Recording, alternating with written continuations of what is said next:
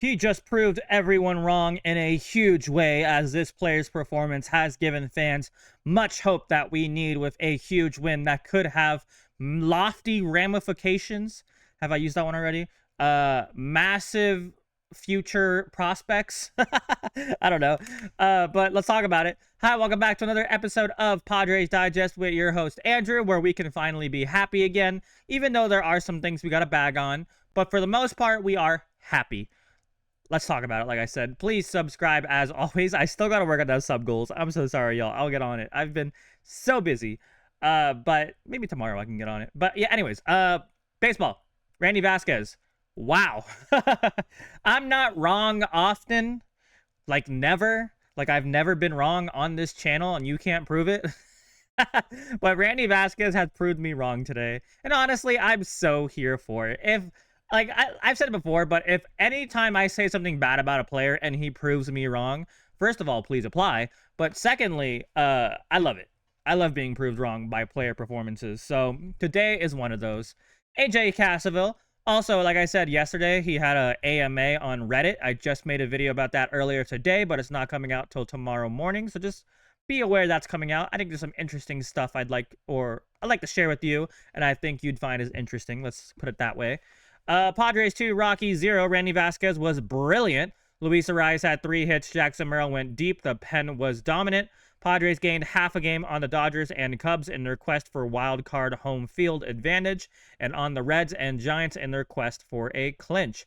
I also saw, maybe it was in the broadcast. No, it was in the broadcast. The Mets are sucking right now, which is great for us because we're playing them next, I'm pretty sure. And that also might mean that we could get the Giants or the Reds in the playoffs, which I wouldn't mind. I wouldn't mind. We'd, of course, have to beat the Cubs in the standings to get that point, but we'll see. We'll see. Right? Moving on. Let's talk about Randy Vasquez. What an effort from Randy Vasquez. 6 scoreless innings. He struck out 9 and walked none. Yes, Randy Vasquez, who is not exactly the KBB king, strikeout walk king, he was outstanding. Love that emotion from Randy. Dude just shoved best start of his career in what has been a very solid season. Get this dude the W. And you saw the emotion on the thumbnail of this video. But wow. Not a game I expected from Randy Vasquez. I did expect he would be good enough against the Rockies and then maybe have some like Strandy Randy where he does some like devil magic. This was like, can I say a Dylan Cease good game or like a Yu Darvish good game? Like that's what that felt like because he was definitely attacking. He's what, okay, let's put it this way. He did what Dylan Cease should be doing, attacking the zone. Now, my very small caveat is, of course, yes, we played the Rockies. Rockies suck. But even then, even still, they're a Major League Baseball team with Major League players. They can all do a job, a good enough job. So for Randy Vasquez to go out there and just, like, show the dog in him, like he's a dog, right? Like, we've seen him have emotion. We've seen him, like, pitch his heart out. But, like, for him to, like, go out there and show, like, everyone, like, his true upside, his true, like, top potential was great, right? Do I think this is something that he can do like continuously and consistently? I don't know. I have no idea. But I'm gonna hope and pray for it because right now starting pitching is like the biggest question mark in our team. Next, close second to Padres' inconsistent offense, including Manny Machado. We'll talk about that in a bit. But yeah, Randy Vasquez with a big game is huge. He might have earned himself a playoff start. Obviously, there's plenty of baseball left in the regular season, so let's just see how things happen. But love seeing this from Vasquez. I hope we don't call him down or send him down to AAA. But yeah, let's talk about the rest of the bullpen real quick. Estrada has been bouncing back nicely after a couple bad games, 2 strikeouts. Love it. Mason Miller. I couldn't find the stats on hand, but he's striked out like half the batters he's played or pitched against recently, and he has like a 14 or 15 scoreless inning streak, something like that, I'm pretty sure. But yeah, Mason Miller was insane. That second strikeout where like he just like destroyed him with those fastballs and then a slider into the zone, like locked his knees up and struck him out. That's some beauty right there. And all the people hating on Robert Suarez, a 1-2-3 inning. Listen, he might not be the best every single time, but you can't argue that 79% of the time he gets the job done. I could have just said 80, but I'm different. But yeah, Bullpen did their job, and that's what we pay them to do. Their job. Hey, little Randy Vasquez, thank you for being amazing today. And then let's talk about the offense real quick. Jackson Merrill is slugging .625 since returning from his ankle injury, including this solo homer to the opposite field to give the Padres a 2-0 lead.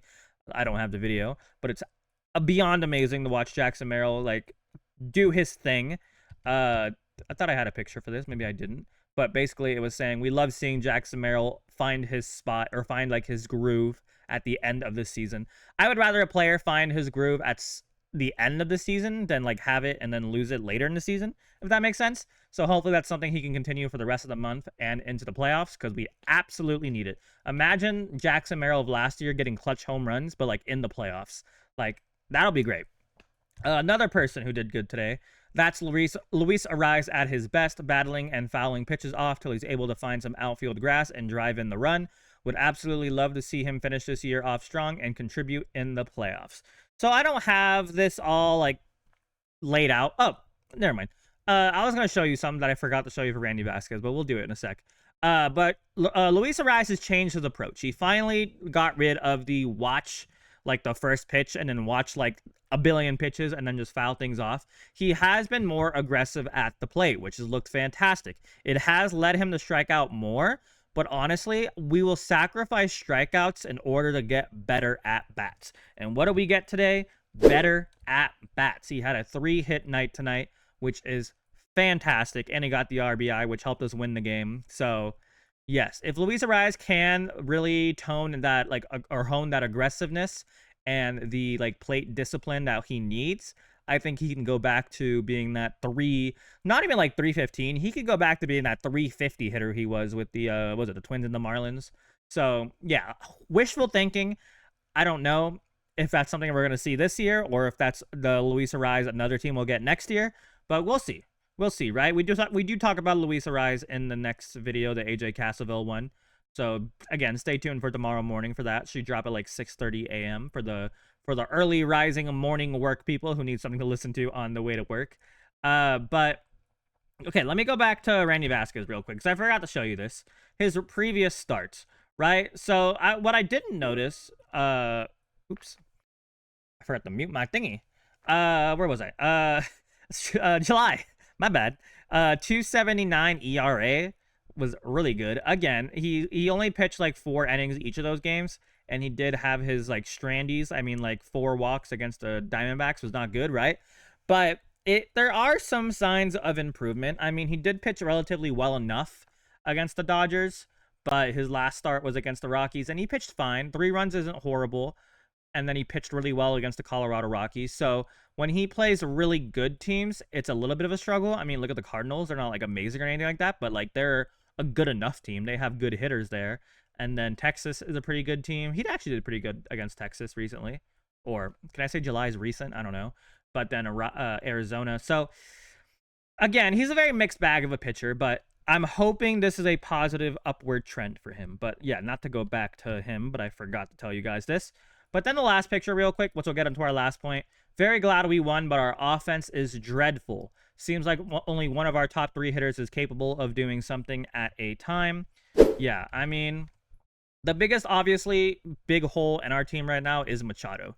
This is his, I think, 6th hitless game in 7 games. He is in such a massive slump. I don't remember the last time I've seen a slump this bad. Like, I'm not blaming him. I'm not saying he's lazy. I'm not going to say anything like I hate him or anything like that. Like, no. Like, clearly there is something mentally wrong with him. I don't want to say clearly. I'm not in his head. But I assume that there's something going on with his head right now. I don't know if he's putting too much on his plate with outside activities, like owning San Diego FC, who are playing amazing right now. I don't know if it's a mental thing, like he's just coping with the fact that he's getting older. I have zero idea, but clearly something is going wrong. Yes, I know slumps are things that happen, but a slump to last this long, like even Tatis didn't look this bad when he was on his worst slump of his career. So what needs to change? I don't know. Will it stay like this forever? No. No, I don't think so. I think if there's ever time for him to pick it up, I think it will be in the playoffs.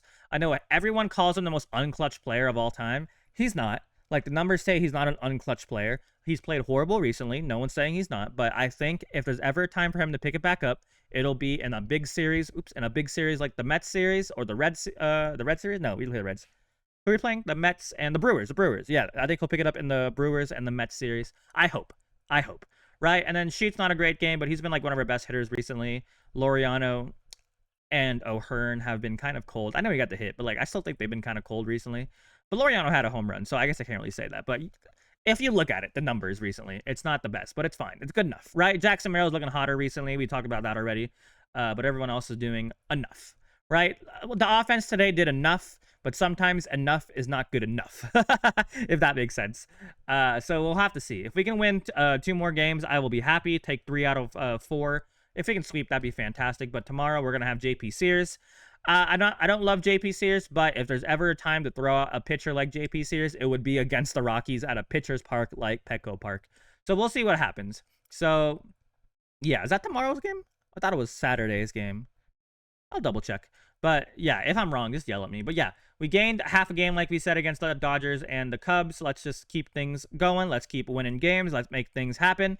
And yeah, that's all I really got to do. Just win some games. Like I keep saying, win some games.